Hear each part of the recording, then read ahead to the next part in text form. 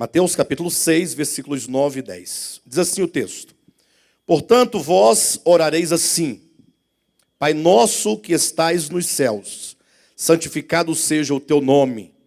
Venha o teu reino, faça-se a tua vontade, assim na terra como no céu. Amém?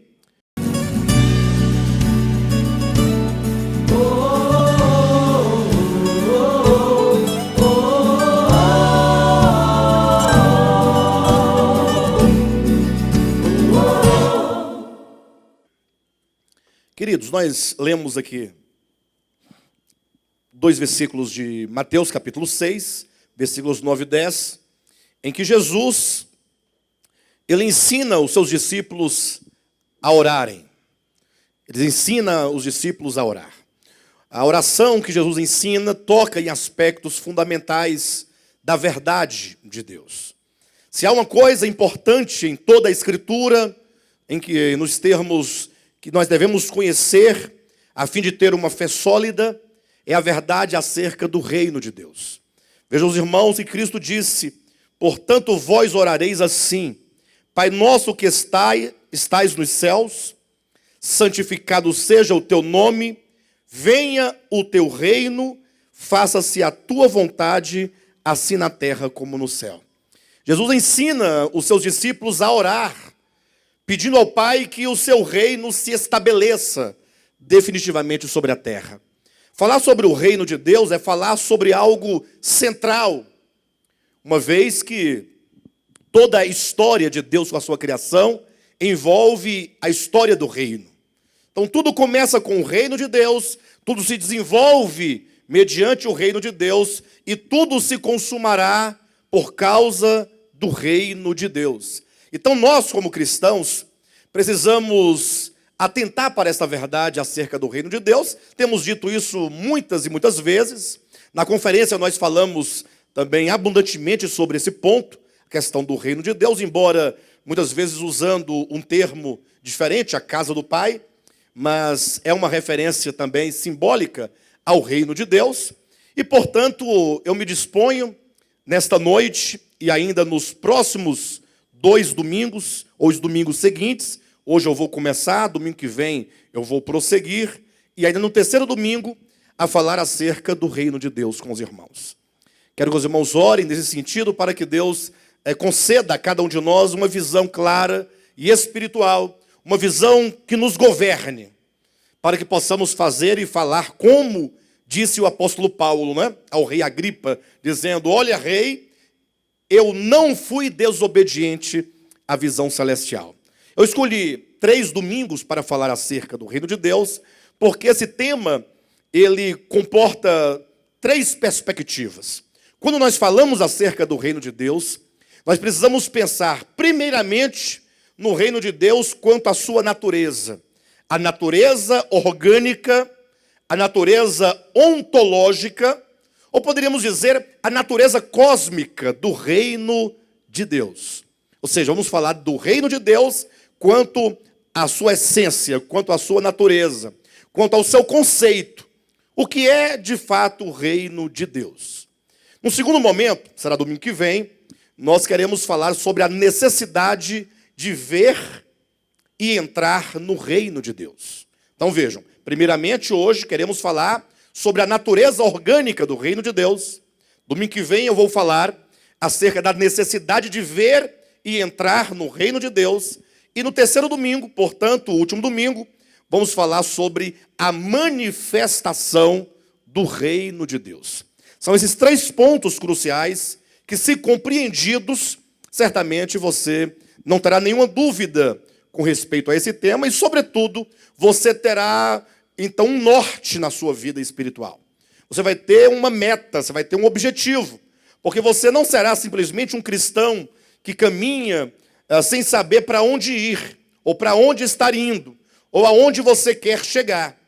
Não, você saberá exatamente qual é o propósito de Deus, quais são os problemas que envolvem a história do homem e da criação em relação a Deus e ao seu reino, e, portanto, você poderá, você que é sincero, você que tem a necessidade e você que deseja ser um cristão autêntico, um cristão vencedor, que caminha na verdade, que não somente caminha, mas que também viva esta verdade, que você seja alguém que ministre a outros a verdade, você terá então essa direção espiritual. Amém, queridos? Quais serão os 3 pontos? Hoje falaremos sobre a natureza orgânica do reino de Deus. Semana que vem, a necessidade de ver e entrar no reino de Deus. E por último, a manifestação do reino de Deus. Se você vir esse tema somente em uma desses aspectos, você não terá a compreensão de todo o tema. Por isso que muitas vezes, ao ouvir uma mensagem, a pessoa sai às vezes daqui cheia de dúvida. Porque ele ouve, e ele ouviu apenas um lado, apenas uma parte, apenas uma perspectiva. E as dúvidas que surgem, elas surgem em razão da falta de compreensão ou de ouvir os demais aspectos daquele tema. Por isso que eu me proponho a fazer em 3 vezes, devagarzinho, ponto a ponto, para que nós possamos, então, compreender todo esse tema e termos uma vida espiritual saudável e uma fé solidificada na verdade. Amém? Bem, a primeira coisa, mas nós precisamos pensar sobre o reino de Deus quanto à sua natureza, quanto à sua essência. Não sei quantos de vocês já ouviram falar, mas geralmente quando na teologia convencional se fala sobre o reino de Deus, e mesmo hoje se você perguntasse a algum teólogo, ou se você lesse algum manual de teologia, como quem procura saber o que era o reino de Deus, você vai encontrar uma resposta muito simples, e chega até mesmo a ser simplória, porque quando se pergunta o que era o reino de Deus, hoje, logo todos dirão em uníssono, em uma só voz dirão, o reino de Deus é a igreja. É a igreja que é o reino de Deus. E ponto final. E aí, cada grupo, né, cada denominação, cada igreja local, nessa concepção, que ainda que esteja correta, vamos compreender onde está o acerto desse conceito de que a igreja é o reino de Deus, somente, talvez, na próxima mensagem ou na outra.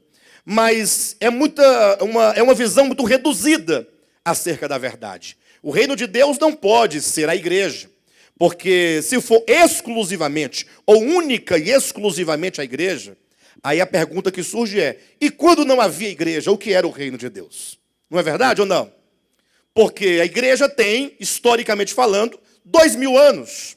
Ou seja, ela nasceu em Cristo, no Cristo histórico, com a sua morte e ressurreição, e então a sua ascensão, no dia de Pentecostes, ali em Atos capítulo 2, foi inaugurada a igreja e começa a história da igreja. Então, se alguém disser que o reino de Deus é a igreja, se esta é uma resposta exclusiva e reducionista, eu pergunto, e antes da igreja o que era o reino de Deus? Não havia reino de Deus? Ora, certamente havia reino de Deus. Mas aí, uma pessoa mais esclarecida dirá, não, mas antes da igreja, o reino de Deus era a nação de Israel. Você, muito bem, então a nação de Israel é o reino de Deus. A nação de Israel nasce, vamos buscar lá na semente, nasce em Abraão. Abraão é o pai da nação de Israel. Abraão, que gerou Isaque, que gerou Jacó, que gerou 12 filhos, dos quais veio a nação de Israel, vieram as 12 tribos de Israel. Aí eu pergunto, se o reino de Deus foi o povo de Israel, e é hoje a igreja, e antes de Abraão, o que era o reino de Deus? Não havia reino de Deus? Ora, certamente o reino de Deus é um reino eterno. Porque de geração, ou melhor, de eternidade a eternidade, o Senhor reina e o Senhor governa. O seu domínio não tem fim. E, portanto, o reino de Deus não pode ser reduzido ao povo de Israel e à igreja. Mas se alguém disser, não, o reino de Deus está ali em Adão. Começa em Adão.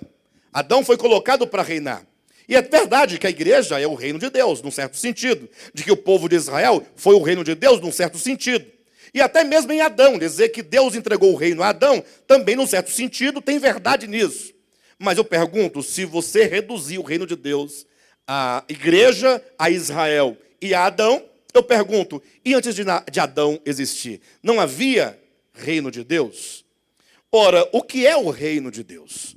E para nós podermos, então, ter uma ideia do reino de Deus, do que ele seja, é preciso que nós o olhemos numa perspectiva muito maior do que a igreja, do que Israel, do que Noé, do que Adão, mas precisamos entender a partir do próprio conceito de reino. Ora, reino, no grego é a palavra basileia, que significa domínio. Significa domínio. Ou seja, o reino de Deus fala do seu domínio, fala do seu governo. Ora, mas se o reino é de Deus, ele tem domínio, ele tem governo, ele exerce esse domínio, sobre o que ele exerce domínio? A questão é, se o reino é de Deus, eu disser, não, o reino de Deus é a igreja. Então ele exerce o domínio aonde? Na igreja? Sim, tá bom. E se disser que é no povo de Israel, também. Em Noé, também. Em Adão, também. Mas existe algum lugar do universo, e nós começamos a perguntar e a trazer a reflexão para gerar esse conceito. Existe algum lugar em todo o universo criado em que Deus não tenha pleno domínio e pleno controle? Sim ou não? Existe algum lugar do universo? Ora, se onde houver um pequeno espaço que seja, estamos falando aqui do universo, enquanto a relação de tempo e espaço de todas as coisas. Então, onde houver um pequeno espaço dentro do tempo, então Deus ali estará presente, e, portanto, o reino de Deus, ele não pode jamais se limitar, entenda isso em nome de Jesus, a uma época, a um povo, a uma denominação, a uma etnia, a um tipo de criação de Deus que é o homem, mas deve se estender por todo o espaço criado de Deus. Nesse sentido, o reino de Deus, nós temos que pensar em pelo menos 4 situações. O reino de Deus, para ser o reino, ele precisa primeiramente de um soberano. A primeira coisa, quando você pensa no reino, tem que haver um soberano. Se não há soberano, não há reino. Sim ou não?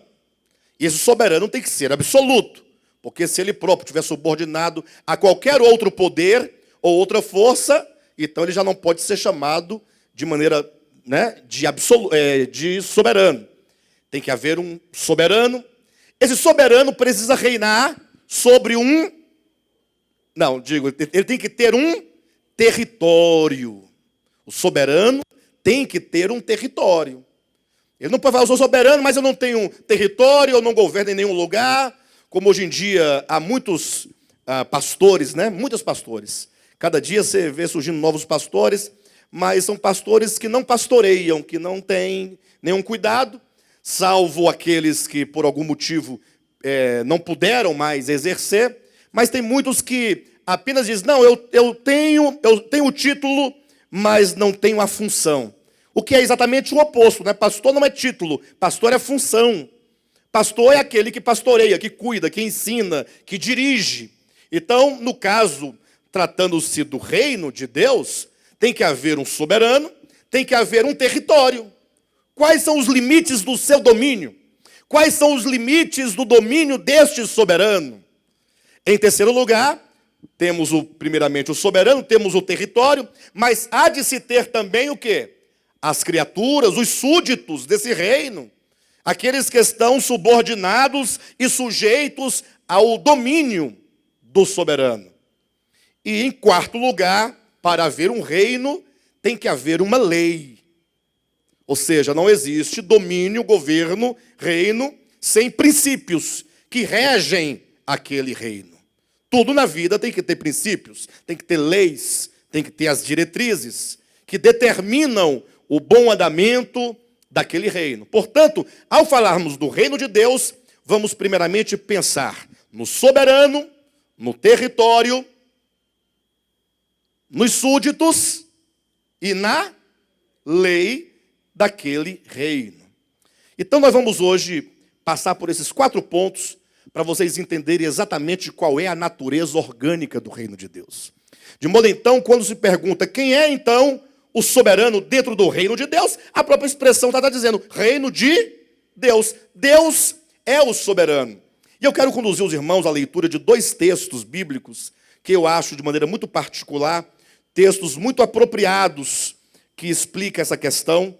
Abra primeiramente a sua Bíblia no primeiro livro das Crônicas, no capítulo 29. E abra também no Novo Testamento, em 1 Timóteo, capítulo 6, versículo 15. Vamos começar a ler por Timóteo, depois vamos para o livro das Crônicas. 1 Timóteo, capítulo 6, versículo 15 e 16. Olha a declaração paulina acerca desta primeira verdade, acerca do soberano do reino de Deus, a qual em suas épocas determinadas há de ser revelada pelo bendito e único soberano, o Rei dos reis e o Senhor dos senhores, o único que possui imortalidade, que habita em luz inacessível, a qual homem algum jamais viu, nem é capaz de ver. A ele a honra e poder eterno. Amém. Veja que declaração maravilhosa, porque o apóstolo ele é muito claro quando ele diz que o único soberano, só há um soberano. Não há outro Deus que seja soberano. É certo que a Escritura diz que há muitos deuses, no sentido de governantes mesmo de mundos, ou de outros lugares que não seja a terra, até mesmo anjos que exercem domínios e governos em certas regiões, eles são chamados de deuses, de Elohims. A Escritura declara muito bem, o Salmo de número 82 fala claramente sobre esses Elohims, esses anjos, essas potestades, esses dominadores chamados de deuses, mas que são deuses quanto à posição, estão ali no sentido de governar algumas regiões que o próprio Deus, o soberano, o único soberano, determinou que eles assim fizessem. Mas quanto à soberania, só há apenas um único soberano. Por isso que Paulo coloca o único soberano, o Rei dos reis e o Senhor dos senhores. Ou seja, há muitos reis e há muitos senhores, mas há o Rei dos reis e há o Senhor dos senhores. É o único que é o soberano. E este é aquele de quem diz o apóstolo Paulo, que habita em luz inacessível, que olho algum jamais viu, nem é capaz de ver. Este é o Deus eterno, este é o Deus soberano. E falando deste Deus, Davi declara no primeiro livro das Crônicas, capítulo 29, a partir do versículo 10, leia comigo, que palavras maravilhosas. É aquilo que eu digo, ensinei aqui no Querigma aos irmãos. Olha, estamos aqui no livro das Crônicas. Teoricamente falando, estamos aqui num livro do Antigo Testamento. Ou seja, um livro que foi escrito à época do Antigo Testamento. Mas veja que palavras que nós vamos verificar agora na oração de Davi, tão neotestamentárias, que palavras tão maravilhosas, tão aplicáveis a qualquer época. Foi na ocasião em que Davi estava preparando as ofertas para dar ao Senhor para a construção do templo. Davi tinha um desejo no coração muito grande de construir a casa de Deus. Isso em termos do Antigo Testamento, de construir o templo, de acordo com a economia de Deus do Antigo Testamento. Mas Deus falou, olha, Davi, você não poderá edificar o templo, porque você derramou muito sangue. Suas mãos estão cheias de sangue. Então você não tem a dignidade de edificar para mim uma casa. O que Davi fez? Então ele separou ouro, prata, muitas ofertas, tanto da parte do povo quanto da parte dele próprio. Falou assim, se eu não posso construir, pelo menos poderei preparar os materiais para a construção do templo. E na hora de ele apresentar essas ofertas a Deus, veja só as suas palavras. Versículo 10. Pelo que Davi louvou ao Senhor perante a congregação toda e disse, bendito és tu, Senhor, Deus de Israel, nosso Pai, de eternidade em eternidade. Eu começo dizendo quanto que Deus é bendito. Versículo 11. teu, Senhor, é o poder, a grandeza, a honra, a vitória e a majestade, porque teu é tudo quanto há nos céus e na terra. Teu, Senhor, é o reino, e tu te exaltaste por chefe sobre todos. Riquezas e glória vêm de ti, tu dominas sobre tudo, na tua mão há força e poder, contigo está o engrandecer e a tudo dar força. Veja que palavras de Davi, como que ele confere tudo a Deus. Teu, Senhor, é o reino, e esse reino de Deus, esse domínio de Deus, como diz, é sobre tudo quanto há nos céus e sobre a terra. Portanto, não há de se duvidar, não há de se questionar, do ponto de vista da revelação que Deus nos deu mediante a Escritura, de que o Deus eterno, o Criador de todas as coisas, Ele é o Deus soberano. Ao falar sobre o reino de Deus, pense, o soberano. Tudo começa nele. Por isso que a Escritura, em Gênesis capítulo 1, não começa debatendo a existência de Deus, discutindo se Deus existe, Deus não existe.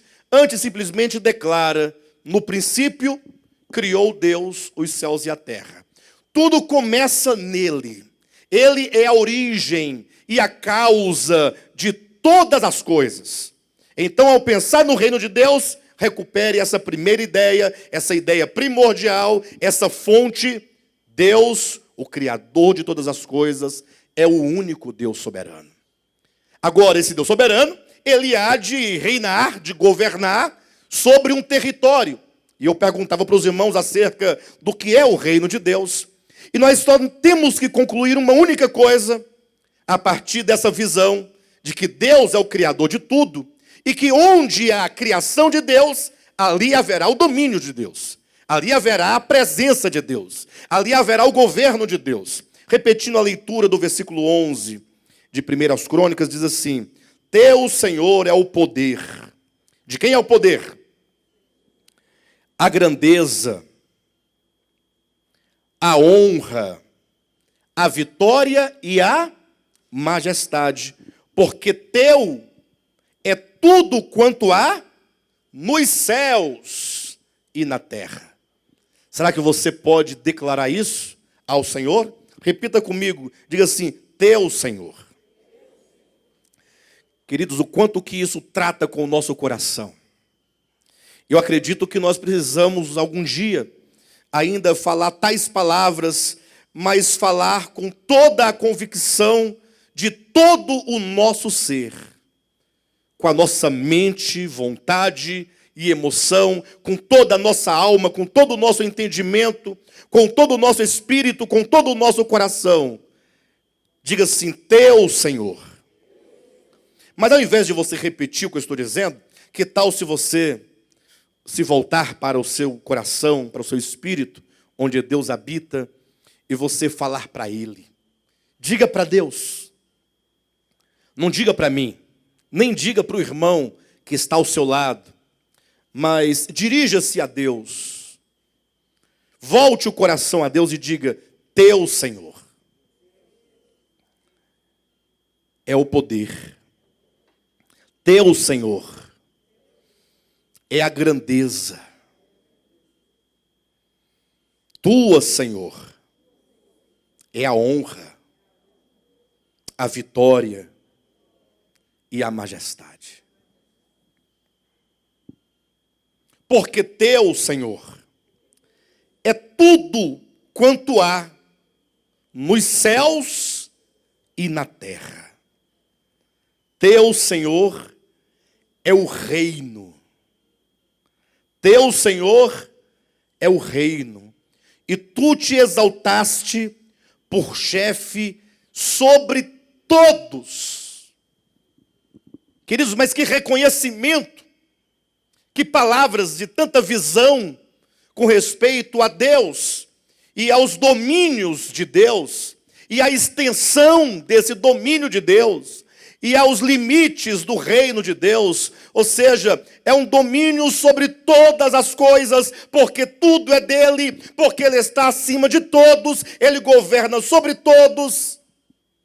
Não é sem razão que Jesus, na oração do Pai Nosso, ele ensina os discípulos dizendo: quando orardes, orareis assim.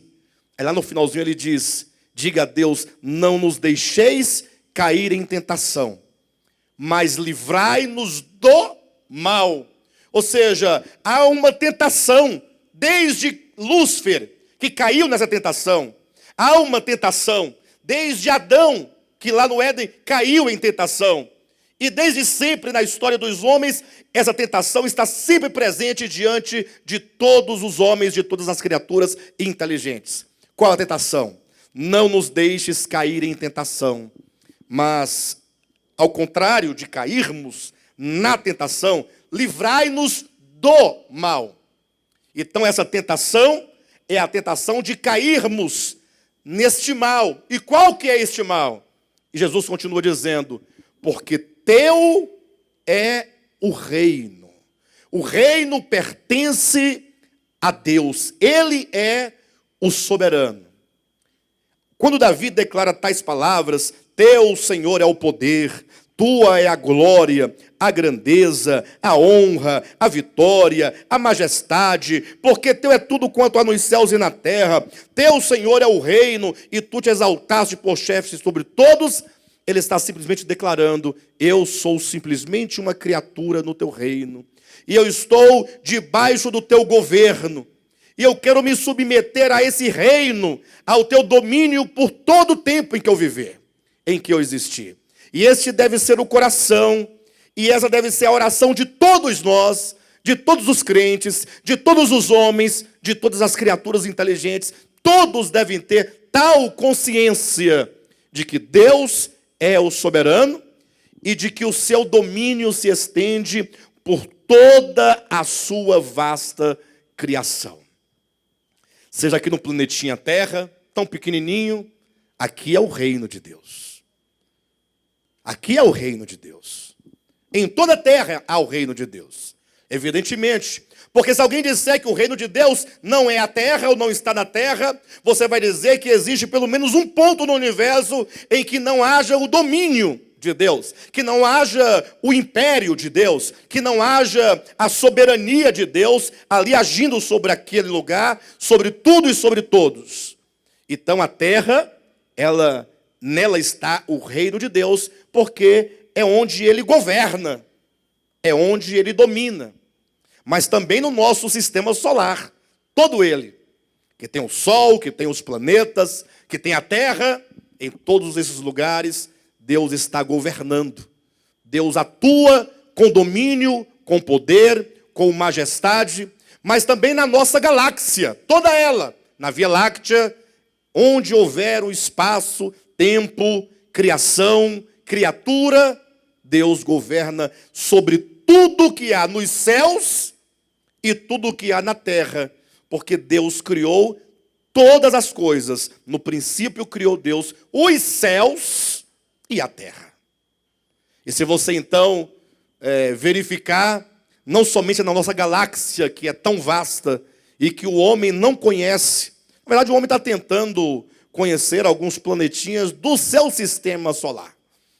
Nosso sistema solar é composto pelo nosso Sol, esse que nos aquece todos os dias, e dos planetinhas que estão ali gravitando em torno do Sol, e também do nosso satélite natural, que é a Lua. Então esse é o nosso sistema solar. Agora imagine que sistema solar igual a este, na nossa galáxia, que é a Via Láctea, deve haver em umas 200 milhões de sistemas solares igual o nosso, formando a nossa galáxia. Já imaginaram? 200 milhões de sistemas solares igual o nosso.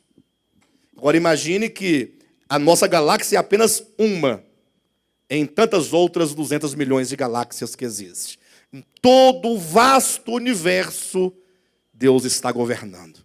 Quando você olha, então, nós temos o soberano e temos os domínios desse rei, os domínios deste soberano, que é toda a sua criação.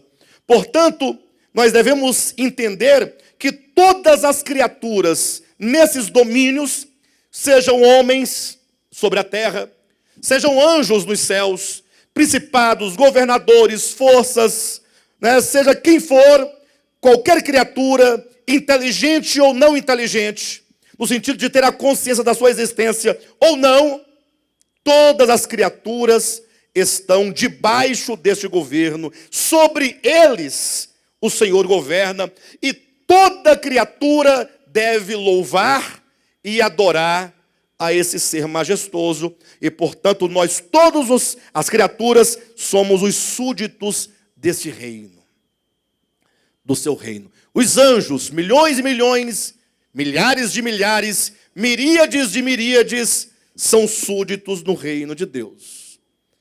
Existem por causa dele, vivem em razão dele, devem adorá-lo, devem louvá-lo, devem bendizê-lo, devem lhe render toda a glória que só a ele pertence em todos os domínios. É verdade que nós sabemos o problema da queda, tanto de anjos quanto de homens, mas esse é um outro problema que nós vamos entender quando falarmos sobre a necessidade de ver e entrar no reino de Deus. Isso é na semana que vem.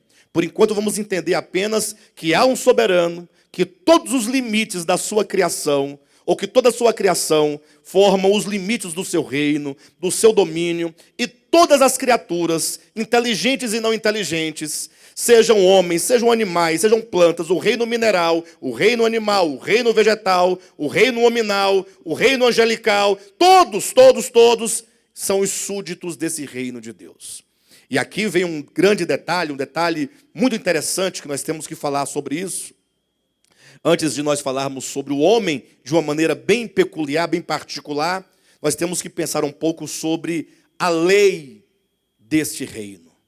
Porque se há um soberano que é Deus, o Criador, se há o território, os domínios do seu governo, que é a sua vasta criação, se há os súditos, que são todas as criaturas criadas pelo Criador, agora há de se ter uma lei.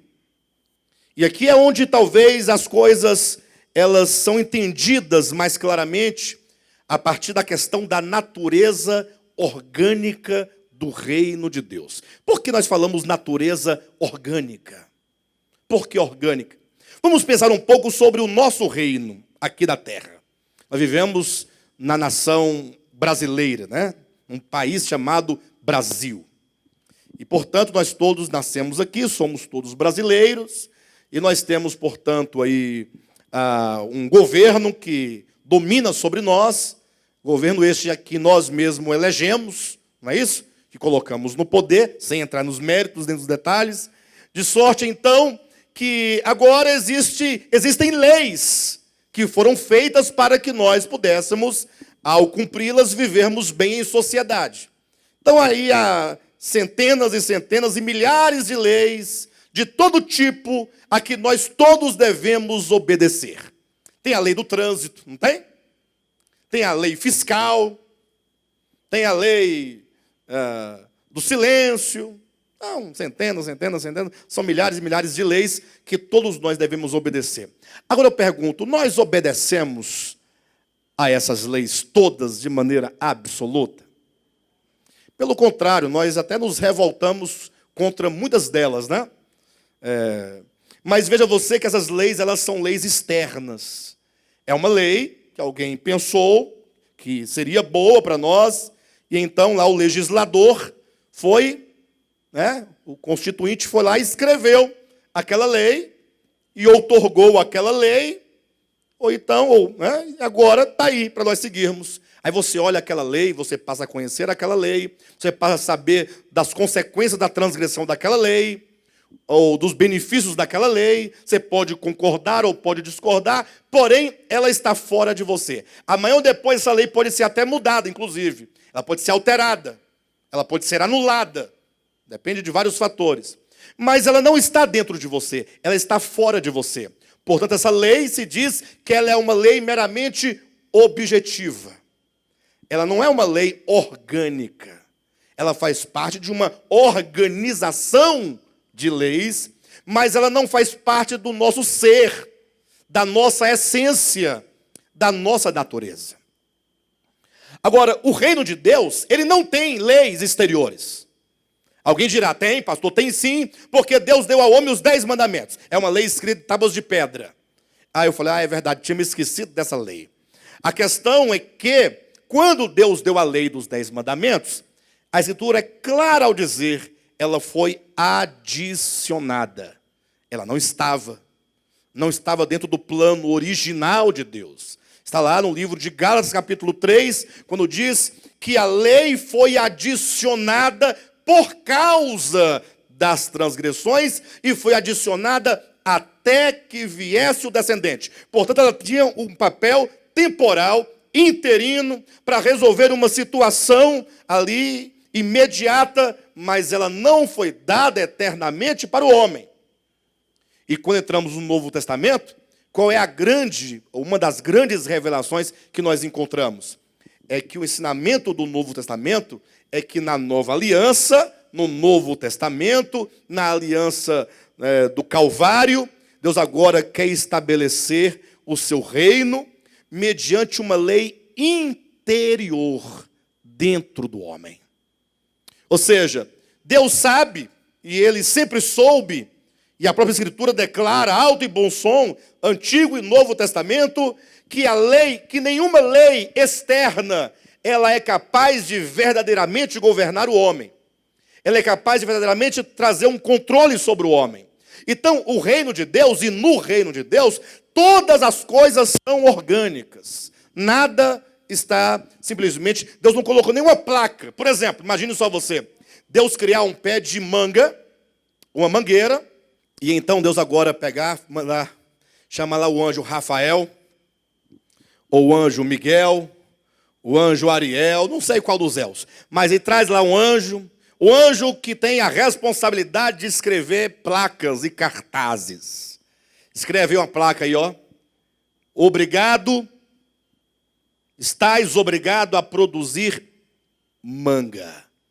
Aí Deus cria um pé de manga e fala assim, olha, aqui está uma lei.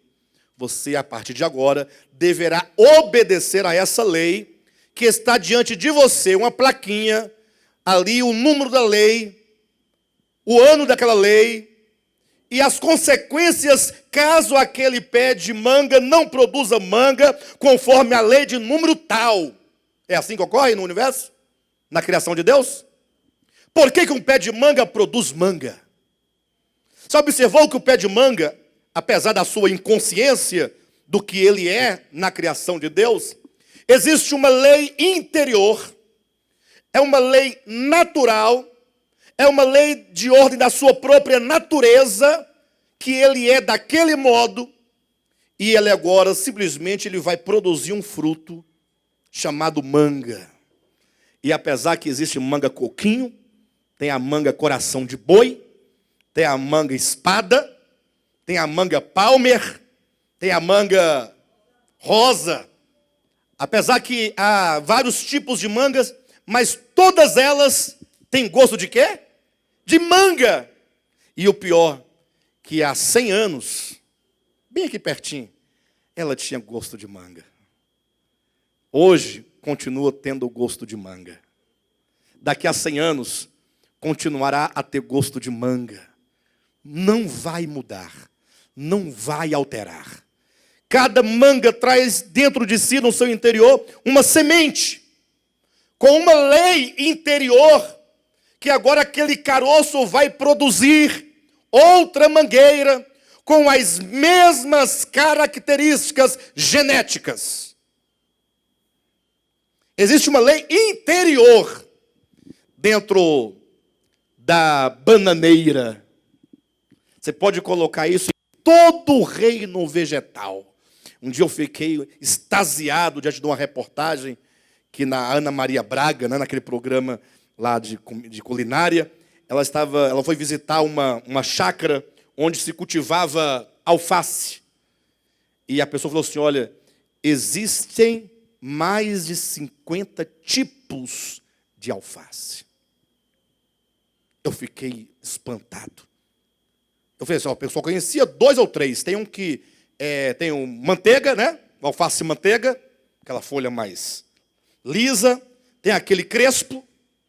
Tem um que é crespo e é roxinho, as pontas. Tem o americano, que é uma delícia, com azeite aí. E colocar uma pimentinha do reino por cima assim. Tem que ser de grão, batida, um salzinho. Você só esquenta na panela, não deixa... Só uns 4, mais ou menos, que eu conheço. Aí a reportagem dizia, há mais de 50 tipos. Eu fiquei espantado. Falei, não, eu nunca nem vi essas coisas. Mas tem. Porém, tudo é alface.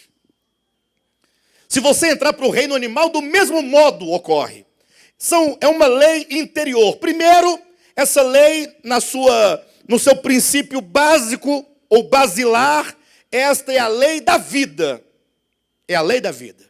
É como Paulo diz em Romanos capítulo 8, versículo 1, porque a lei do Espírito de vida em Cristo Jesus te livrou do pecado e da morte. Lógico, lá em Romanos 8, Paulo está falando especificamente da libertação do poder do pecado. Mas ele diz, o que nos liberta do poder do pecado é uma lei. Ele não está explicando sobre a lei, ele faz menção sobre uma lei chamada a lei do Espírito de vida em Cristo. Aí se você pegar a lei do Espírito de vida em Cristo e juntar com João capítulo 1, versículo de 1 a 4, quando diz que no princípio era o Logos, e o Logos estava com Deus, e o Logos era Deus, e esse Logos foi quem criou todas as coisas, e sem o próprio verbo, sem o próprio Logos, nada do que foi feito se fez. E a vida que a tudo vivifica, essa vida que é uma lei de vida dentro de tudo criado, estava nele.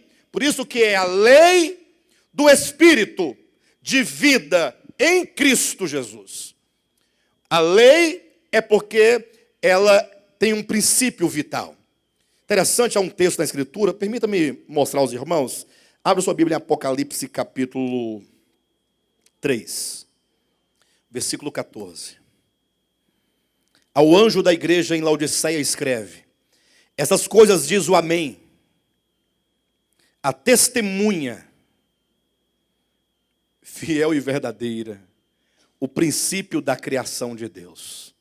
Isso aqui é o próprio Cristo se apresentando. Ele se apresenta como sendo o Amém, ele se apresenta como sendo a testemunha fiel e verdadeira, ele é o princípio da criação de Deus. Muitos erroneamente pensam, ora, se ele é o princípio da criação de Deus, então ele foi o primeiro ser criado por Deus. Mas veja o que diz o texto. Não está dizendo que ele é o primeiro na criação de Deus. Diz que da criação, ele é o quê? O princípio.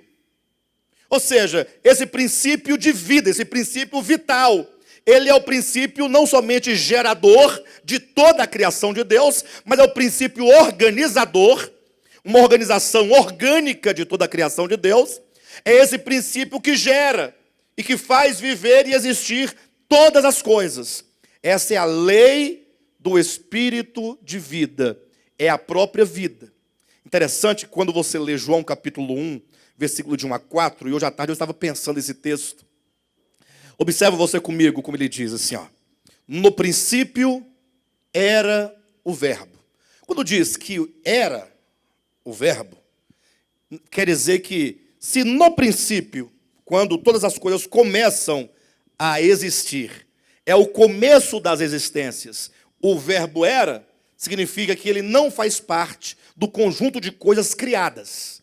Ele está fora. Quando tudo começou a existir, lá estava o verbo. Ele não participa das existências. Pelo contrário, todas as coisas foram feitas por ele. Tudo o que existe foi ele que fez.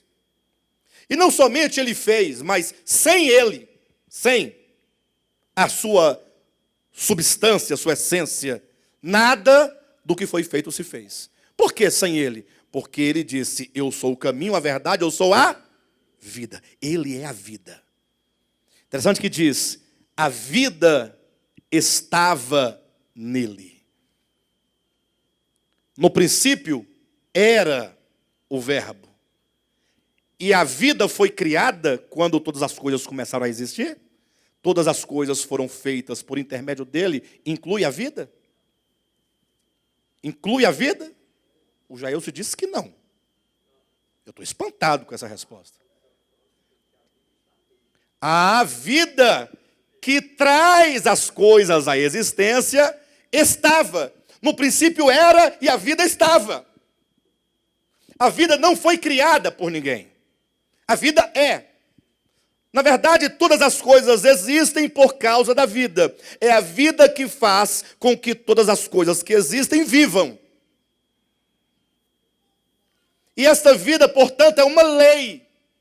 É uma lei que em cada criação, de acordo com as suas características, com as suas idiosincrasias, essa lei, ela funciona, essa vida, ela gera, ela organiza, ela dá sabor, ela dá cheiro, ela sustenta. Essa vida é uma lei em todas as coisas. No homem, de uma maneira particular, é dito, e essa vida que estava em Cristo, que agora está no homem, e esta vida era a luz dos homens. Ou seja, no homem, essa vida chega a nós como razão, como consciência. Por isso que a própria palavra logos, que é verbo na nossa Bíblia, que é Cristo, se traduz por razão, consciência, esse conhecimento, essa luz. Por isso que o escritor de Provérbios vai dizer no capítulo 20, versículo 27, que o espírito humano é a lâmpada do Senhor. No homem que esquadrinha todo o homem. Portanto, se Deus é o soberano, se a sua vasta criação é o seu território, se todas as criaturas são os súditos desse reino, a lei que deve governar a todo o universo é exatamente essa lei do espírito de vida, essa lei orgânica dentro de toda a criação. Essa vida, ela está também numa pedra. Vocês sabiam disso? Ah, pastor, mas pedra não tem vida. Pedra é pedra. Não, queridos, é porque essa vida, nós, na verdade, nunca vamos conhecer essa vida plenamente. Nunca. A vida eterna consiste em quê? Em conhecer a Deus. Então, conhecer a Deus é conhecer a vida. E, portanto, nós gastaremos toda a eternidade buscando conhecer a Deus. Então tem toda a eternidade nunca acaba. Essa busca de conhecer nunca vai acabar, porque Deus é inesgotável. Agora, essa vida que é tão plena e tão desconhecida, porque ela habita em luz inacessível, que é o Deus que habita em luz inacessível, estando presente em toda a criação, em cada criatura, ela é uma lei de acordo com aquela criação. Então a manifestação de vida pode ser maior ou pode ser menor. Querem ver uma coisa? Olhe para uma planta. Vamos colocar aqui uma plantinha qualquer. Pensa numa plantinha. Pensaram? Agora pense você, por exemplo, num peixe. O que faz aquela plantinha viver? Não é a vida? Sim ou não? O que faz o peixe viver? Não é a vida? Mas vocês concordam que da planta para o peixe há uma evolução? A vida se manifesta mais abundantemente no peixe do que na planta? Há uma expressão de vida maior. Não é que é uma vida superior. É a vida que no peixe se manifesta de uma maneira maior. Agora, se você olhar para a planta, para o peixe, e colocar do lado do peixe, por exemplo, uma ave, você vê que a ave, que também vive pela mesma vida que a planta e o peixe, ela tem uma expressão maior. Sim ou não? Vai crescendo os níveis. Se você colocar depois um animal doméstico, ou que seja um animal selvático, e depois um animal doméstico, olha como vai subindo. E colocar o homem no final, olha como que o homem está no estágio bem superior. A vida é a mesma, mas a consciência vai aumentando de grau em grau. O homem, ele, de acordo com essa criação da terra, ele é superior a tudo que está abaixo dele. Ele olha para baixo de toda a criação e vê, a vida está aqui, mas em mim ela se manifesta de um modo maior. Tem uma maior expressão. E olha que essa vida em nós ainda não se manifestou como deve manifestar. Estamos dentro de um processo, chegaremos lá com um novo homem, a plena estatura de Cristo, do Filho de Deus.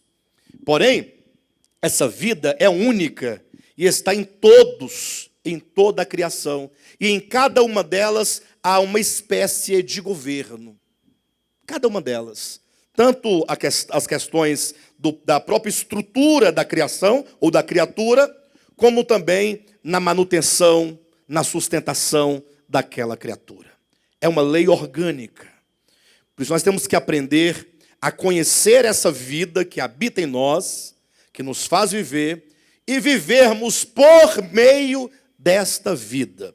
O Novo Testamento está cheio de textos, recheado de textos, falando que nós devemos depender desta vida, viver por meio desta vida, conhecer esta vida, porque somente vivendo deste modo, por meio dessa lei, deste governo interior, é que nós conseguiremos cumprir em nós, ou teremos cumprido em nós, a vontade do nosso Deus. Amém, queridos? Bem, tendo visto nós então que existe o soberano, o território, os súditos e essa lei orgânica, vamos entender melhor essa lei orgânica na próxima mensagem. Vamos falar sobre a queda do homem, vocês vão entender por que essa lei, estando em nós, nós não vivemos muitas vezes por meio dela. Tá bom? Mas vendo esses 4 pontos, vamos voltar o nosso olhar para o homem. Porque o homem é o objeto da nossa atenção. Nós sabemos que o Senhor Jesus, ele morreu por toda a criação. E ele veio resgatar toda a criação. Mas o alvo da redenção de Deus é o homem, sobretudo o homem. Temos que olhar para este homem conforme ele fora criado originalmente. E quando você olha então para o homem, se você entender isso, meu querido, como que a nossa vida vai mudar? Tudo vai ser alterado. Nossa vida vai melhorar muito, porque nós vamos compreender algo que até então tem sido escondido do povo de Deus. Infelizmente. Mas é um fato. E muitas vezes até já foi pregado equivocadamente contra esta verdade, em razão da falta do entendimento.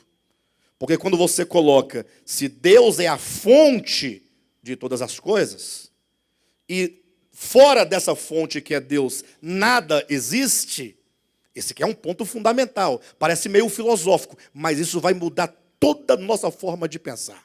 Vamos pensar como Deus criou o homem originalmente. Havendo Deus, no primeiro dia, segundo dia, terceiro dia, em cada dia, trazido à existência ou feito ali a restauração daquela criação, no 6º dia, disse Deus, preste atenção, façamos o homem. Pronto, ele fará o homem.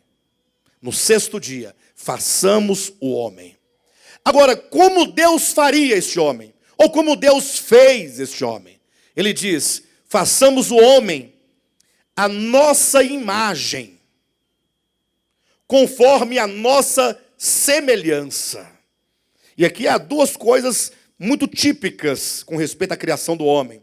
Eu digo isso porque quando você olha, por exemplo, quando Deus diz assim, olha, produz a terra relvas. Ele não diz, façamos a relva a nossa imagem conforme a nossa semelhança. Não. Ele diz que a terra é uma ordem, uma lei. Olha a lei funcionando. Que a terra produza relvas. Vocês entenderam? Deus não foi lá e não fez a relvinha direitinho. Não, ele fez. Mas o modo como ele fez foi dizendo, ordenando, produza a terra relva. Por isso que você coloca lá uma terra lá, tem mais nadinha, daqui a pouco começa a nascer as plantinhas. Um brotinho, uma coisinha. Aí a pessoa, tá vindo do nada. Não, não é do nada. É uma lei orgânica da criação. Deus determinou. E essa lei de vida agindo aqui produza a terra relvas, ervas, árvores frutíferas, que deem fruto e que no fruto tenha a semente daquela árvore. Depois Deus olhou para a terra e disse, olhou para as águas e disse, produza as águas, peixes. Deus ordenou, já leram isso? Já deram atenção para esse detalhe? Que as águas produzam peixes. Deus não criou um por um, pegando direitinho, fazendo, nenenzinho. Não, que as águas produzam peixes, animais marinhos. É uma lei natural, orgânica, dentro desse reino de Deus. E assim se fez. Deus disse: produza a terra animais de toda espécie, doméstico, selvático. Os animais saíram da terra, igual minhoca. Calma, é só para vocês entenderem. Mas eu quero dizer com isso que os animais, produza a terra os animais. E assim se fez. Assim foi a criação de Deus. Mas quando chegou no homem, falou assim: agora produza a terra homem, conforme a sua espécie. Foi assim? Produza erva, relva e árvores frutíferas segundo a sua espécie, a espécie da própria criação, criatura. Produza animais, peixes, conforme a sua espécie. Produz a terra animais conforme a sua espécie. Quanto ao homem, ele diz: ouça agora em nome de Jesus, deixa essa palavra entrar. Façamos, este nós vamos fazer. Façamos o homem conforme a nossa imagem. Imagem. Façamos o homem, homem feito por Deus, conforme a nossa imagem, a imagem do Deus trino, do Deus eterno. O homem criado por Deus, presta atenção, é conforme a imagem de Deus. Se for para eu entender o que significa o termo imagem, e eu me servir de Colossenses capítulo 1, versículo 13, quando diz que Cristo, o verbo de Deus encarnado, feito homem, andando entre nós, é a imagem exata, é a exata expressão do Pai. Ele é a imagem exata do Pai. O que significa que ele é a imagem no sentido de ter braços, perna, cabelo, olho, nariz, boca. É assim? Muitos pensam que o homem é criado à imagem de Deus porque Deus tem nariz, tem boca, tem dente, tem siso, tripa, unha. Imagina Deus lá cortando as unhas. Imagem diz respeito à natureza essencial que é o amor de Deus. Deus é amor. Essa alma de Deus, essa expressão dos sentimentos de Deus, que se resume, Deus é amor, é a imagem. O homem foi criado à imagem, você foi criado à imagem, você é a imagem de Deus. Você é a imagem de Deus. Tem coragem de falar? Eu sou a imagem de Deus. Portanto, você foi criado para expressar exatamente o que Deus é. Nem mais e nem menos, exatamente. Você foi criado para expressar isso. Tem uma canção católica muito bonita. Cadê o Gil? Está aí? Me lembra aí, Gil. A imagem e semelhança do amor fostes criado. Então dos teus atos o mais sincero e natural é o teu amar. Olha, é assim, Gil, tá certo? Está um pouco desafinado, mas não tem problema. Pode ter a letra, né? Como é que diz? Vamos voltar lá onde comecei? Se alguém duvidar de ti, diz a letra, dizendo que não amas. E aí, Gil? Se alguém duvidar de ti, dizendo que não amas, e pelos erros teus, viu, Vera? Julgar o teu viver, não desanimes, não. Deus vê teu coração. A imagem e semelhança do amor fostes criado. Então, dos teus atos, o mais sincero e natural é o teu amar. Essa letra de canção, que fala uma verdade, parte desse princípio. O homem foi criado à imagem de Deus. Imagem diz respeito à natureza essencial de Deus, que é amor. Porque o Filho de Deus, ao se encarnar, vindo ao mundo, ele, como diz lá em Apocalipse capítulo 3, sendo ele a testemunha fiel. O que é testemunha fiel? Moisés foi testemunha de Deus? Não, foi. Ele falou que viu Deus pelas costas, inclusive. Viu os lombos de Deus. Jeremias foi testemunha? Isaías? Ele viu, teve uma visão lá num templo, um alto sublime trono e Deus assentado. Foi o que ele viu. No tempo dele, no êxtase dele, né? Na limitação dele. Houve muitas testemunhas, mas quando o Cristo de Deus, que está no seio do Pai, desceu à terra, é dito dele, ele é a testemunha fiel. E Paulo diz, e ele é a expressão exata do ser de Deus. Ele é a imagem de Deus, porque ele transmite exatamente o que Deus é na sua essência. E o homem foi criado à imagem de Deus. E quando diz que o homem foi criado não somente à imagem, mas também à semelhança de Deus, quer dizer que o homem não tem uma linhagem própria de si mesma, de per si. Porque cada ser foi criado segundo a sua própria espécie. Produz a árvore segundo a sua espécie, animais segundo a sua espécie. O homem é semelhante de Deus. Portanto, nós, embora criaturas, nós fomos criados para participar dele, do seu espírito, ser habitação consciente dele. Nós somos da descendência de Deus. Abra sua Bíblia em Atos capítulo 17. 17 e 26 diz assim, de Atos, de um só fez toda a raça humana para habitar sobre a terra, havendo fixado os tempos previamente estabelecidos e os limites de sua habitação, para buscarem a Deus, se porventura, tateando, o possam achar, bem que não está longe de cada um de nós, pois nele vivemos e nos movemos e existimos, como alguns dos vossos poetas têm dito, porque dele também somos geração. Quem disse isso foram os poetas gregos. Mas Paulo, no meio de uma ágora, né, de uma grande praça, acredito que sim, no meio de um tanto de pagãos e de filósofos gregos, e de altares e de ídolos, ele disse, olha, alguns dos vossos poetas disseram que nós somos geração de Deus, e eles falaram a verdade. Essa palavra geração vem de nós somos genos de Deus. Se você quiser traduzir mais literalmente, nós somos prole de Deus, filhos gerados da natureza de Deus. Nós somos família de Deus.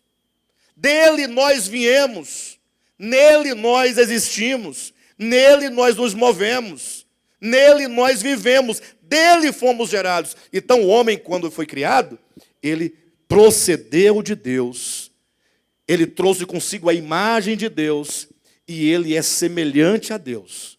Por isso, você talvez vai se assustar agora com o que eu vou dizer. Mas escuta aí em nome de Jesus. Não fuja, calma, volte. Nós temos que completar, são 3 domingos para eu falar sobre esse assunto. Você é bom quanto à sua natureza. A natureza orgânica do homem é boa, não é má. Nós somos bons em natureza. Ah, mas pastor, é porque a Bíblia diz que o homem é mau. Jesus disse, se vós que sois maus, mas é verdade, o homem é mau mesmo, Jesus disse. E nós temos visto essa maldade humana, mas calma que nós vamos chegar lá na maldade. Por enquanto estamos falando sobre a natureza orgânica do reino de Deus. Ou seja, de onde de onde procedeu, origem, a substância do seu espírito humano? De Deus. Se ele for mau, veio de onde a maldade? De Deus. Ele é a fonte. Tiago diz, de uma mesma fonte, não pode jorrar água salgada e doce, ou amarga e doce. Pode? Da fonte única que é Deus, pode sair o bem e o mal? Pode sair a luz e as trevas? Deus é luz e nele não há treva alguma. De Deus só pode proceder aquilo que é bom. Por isso que, havendo Deus criado todas as coisas, vendo Deus tudo feito, disse, e viu Deus. Não disse, e disse Deus. Deus não disse, ele viu. Ele constatou e viu Deus que tudo era muito bom. Eu estou falando sobre a natureza do homem que procede de Deus, que é a imagem de Deus e é a semelhança de Deus. Eu sei que você está se questionando sobre a maldade do homem, mas disso falaremos só nas mensagens posteriores, porque não tem como falar tudo num dia só. Vamos parar por aqui neste homem criado, cuja natureza humana, que procede de Deus, Deus é fonte, essa natureza humana, criada, procedente do eterno, ela é boa, porque ela procede de Deus, porque ela é a imagem de Deus, porque ela é a semelhança de Deus.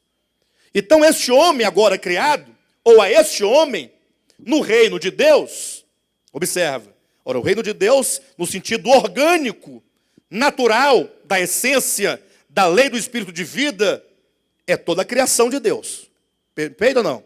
Agora, vocês concordam que esse reino, ele não pode ser somente orgânico, ele também tem que ter uma atividade? Sim ou não? O reino não tem que ser ativo. O reino não tem que ser manifestado, ou não? Reino de Deus, todo mundo. Não. Por isso que Deus, ao criar o homem, a sua imagem e semelhança, o homem cuja natureza é boa, porque procede de Deus, Deus disse a ele, a este homem criado, macho e fêmea, olha, presta atenção, crescei. Eu quero que você cresça. Este homem criado, a imagem, tem que crescer. Mas não é crescer em estatura, tamanho. Adão ficou grandão. Alguns falam que ele tinha 2,38 m. Outros discordam, falam que ele tinha 2,47 m. É uma bobagem. Não é, pastor Josué? Não sei se é 38, é 47. Enfim. Mas quando diz crescei, ele continua dizendo, multiplicai. Olha o sentido. Enchei a terra. Ora, Deus queria que este homem criado, bom, a sua imagem, a sua semelhança, enchesse a terra de si mesmo. O homem enchendo a terra de si mesmo, por meio da multiplicação, ou seja, Adão, e ali Adão, homem e mulher, macho e fêmea, chamava-se Adão. E agora eles teriam um filho, a imagem e semelhança de Deus, que é tudo continuidade, natural. Ainda não veio o pecado ainda, tá, amados? Estamos no início aqui da criação. Então, hipoteticamente, aí ia nascendo outros, e outros, e outros, e outros, todos a imagem de Deus, a semelhança de Deus, enchendo a terra da expressão de Deus, enchendo a terra da imagem de Deus, enchendo a terra da semelhança de Deus, de sorte que todos em qualquer ponto da terra, para onde olhasse, viria o quê? Deus. Por isso nós vamos encontrar no Antigo Testamento e no Novo dizendo acerca de Deus, e todos o verão. Não fala que todos o verão? Inclusive tem um texto do Apocalipse, talvez no último domingo nós podemos tratar um pouco sobre ele, ou talvez não poderemos escapar de falar alguma coisa acerca dele. Mas é dito assim, que eis que ele vem com as nuvens e todo olho o verá. Todo olho o verá, todo. E há um texto de Hebreus capítulo 12, eu compartilhei ele aqui, salvo engano, num estudo de quarta-feira. É um pequeno texto feito pelo irmão, nosso caro colaborador, João Batista. Ele explicou por escrito aquele texto que diz assim, segui a paz com todos e a santificação, sem a qual ninguém verá o Senhor. Ou seja, a santificação é uma necessidade não nossa, mas a necessidade para que muitos e outros vejam o Senhor em nós. Não é sem razão que o apóstolo Paulo ele vai dizer, a carta aos Tessalonicenses, capítulo 1, versículo 10, referindo-se à vinda de Cristo, dizendo: e Cristo será glorificado nos seus santos, e todos contemplarão e verão a Deus nos seus santos. Mas isso está de forma prototípica em Gênesis capítulo 1. Imagem e semelhança de Deus no homem criado. Agora encha toda a terra, né? Na medida que esse homem cresce e se multiplica, a imagem de Deus vai ganhando todos os cantos da terra. E a semelhança de Deus se expandindo para todos os cantos da terra. Esse é o desejo original de Deus. Encher a terra. E tem mais. Agora este homem criado, a imagem e semelhança, deverá exercer domínio. Tenha domínio sobre, aí ele fala, os céus, sobre as aves dos céus, sobre a terra, os animais, sobre os mares. Todos, esse homem tem que ter domínio sobre todas as coisas. Então nós temos aqui, de maneira, o protótipo dessa verdade, do reino de Deus. Tanto falamos de reino de Deus, mas que nós temos esse protótipo. Ou seja, o homem trazendo o reino de Deus em manifestação. De forma orgânica, o reino de Deus, ele está na forma de natureza em todos nós. A natureza de Deus, essa lei, é o reino de Deus. Pronto. Mas tem que haver uma manifestação. Não basta ser, a necessidade de manifestar. Então o homem precisa encher a terra da imagem de Deus, da semelhança de Deus, e precisa exercer domínio. Essa é a vontade de Deus em Gênesis capítulo 1 e Gênesis capítulo 2. Mas a serpente, Gênesis capítulo 3, versículo 1. E eu tenho que parar por aqui. Tá bom? Eu gostaria muito que vocês saíssem daqui hoje pensando isso. Qual que é o resumo do que nós devemos sair daqui pensando? Mas, por favor, não exceda o que foi dito. Vamos pensar só o que foi dito. Porque o que for excesso, que você vai questionar, que eu não disse, ainda falarei. Então não fique perturbado, não. Vamos pensar o reino de Deus. Pensa o reino de Deus. Olha que maravilha. Deus é o soberano. O cosmo, a vasta criação é o território. Todas as criaturas são os súditos. E a vida, que é o próprio Cristo, a lei do Espírito de vida, é a lei orgânica que gerou todo o reino de Deus e que organiza, que vitaliza, que sustenta todo o reino de Deus. Neste grande reino, nós temos que olhar especificamente para o homem. O homem criado. O homem foi criado como? Eclesiastes capítulo 7, versículo 29. Deus criou o homem reto. Em outras versões, Deus criou o homem bom. Aí o texto continua. Mas o homem, que é mais a serpente, se meteu em muitas astúcias. Vamos ficar aqui. Deus criou o homem reto. Deus criou o homem bom. O homem, em natureza, ele não é mau. Ele é a imagem de Deus. Ele é a semelhança de Deus. Ele foi criado, ele se originou de Deus. Ele veio de Deus. Ele é prole de Deus. E este homem criado deste modo, a ele foi dito que ele deveria encher a terra e governar sobre ela, enquanto manifestação deste reino. Mas a serpente. 3 pontinhos. Vamos continuar somente no próximo domingo.